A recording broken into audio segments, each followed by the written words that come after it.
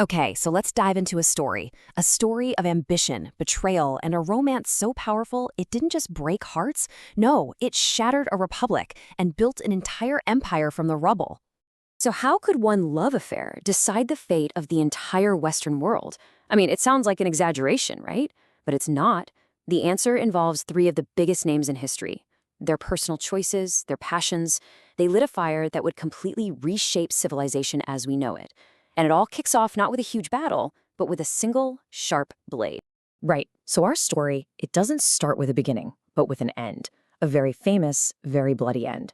We're talking about a political assassination that sent the most powerful republic on the planet spiraling into absolute chaos. And right at the heart of the storm, Julius Caesar.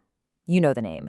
This guy was a military legend, a ridiculously charismatic leader, and by 49 BCE, he was basically the undisputed boss of Rome. He had this title, dictator, which sounds pretty bad to us, but for Rome, it was both a huge honor and a massive danger. But here's the kicker.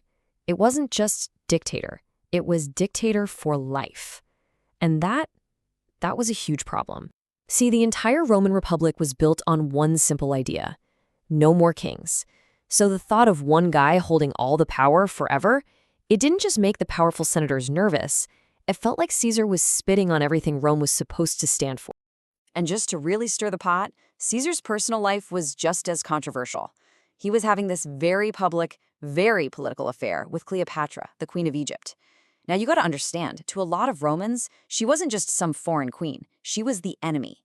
So you've got this guy with way too much power at home, who's also tied up with a foreign adversary.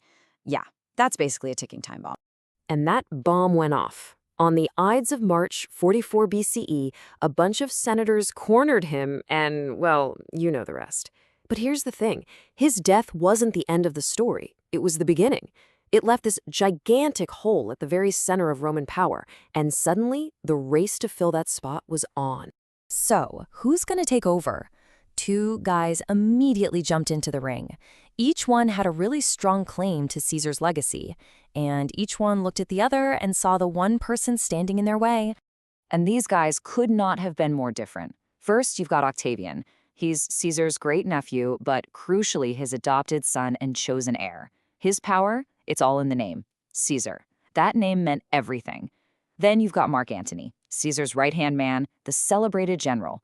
His power came from the loyalty of the army, the guys with the swords who absolutely loved him. Now, for a little while, they tried to be allies, but come on.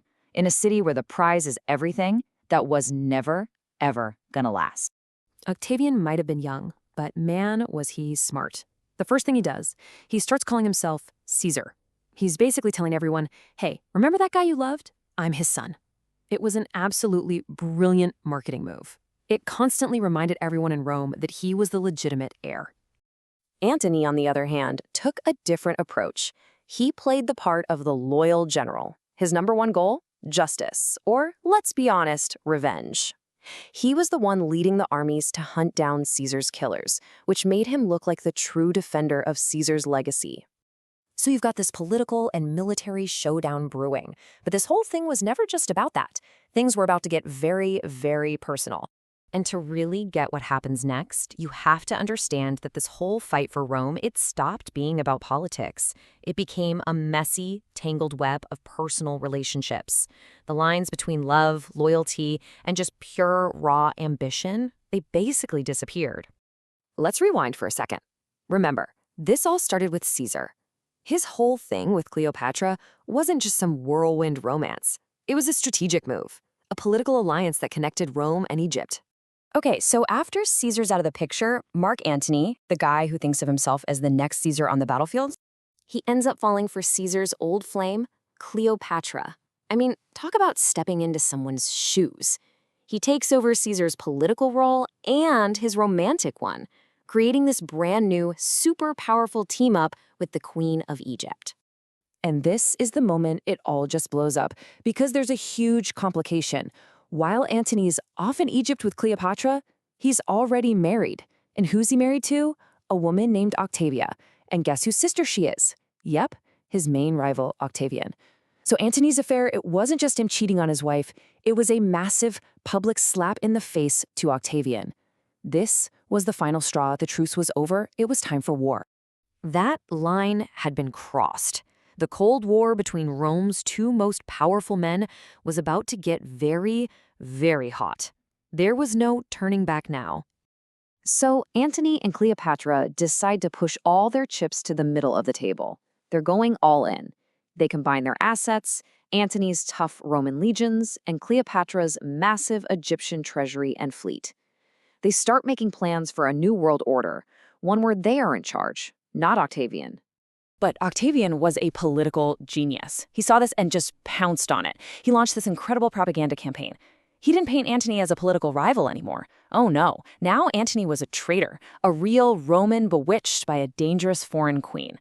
Octavian framed the coming war not as Romans fighting Romans, but as Rome defending itself from an outside threat. And you know what? It worked. Perfectly. The Senate, the people, they all bought it. He got the war he'd been waiting for. And the end came fast. It was brutal. Octavian's forces just steamrolled them, crushing their armies and their navy. He chased them all the way back to Egypt and cornered them. Their grand vision for a new empire, it was in ashes. And facing the ultimate humiliation, being dragged through the streets of Rome in chains, they both made their final move. They took their own lives. So, with the deaths of Antony and Cleopatra, one era slammed shut, but another one was just beginning. All that chaos from the Civil War was finally about to end, but the peace came at a very, very high price. I mean, just think about the dominoes that fell. First, Caesar's dictatorship cracks the foundation of the Republic. Then, his assassination just blows it all up into chaos.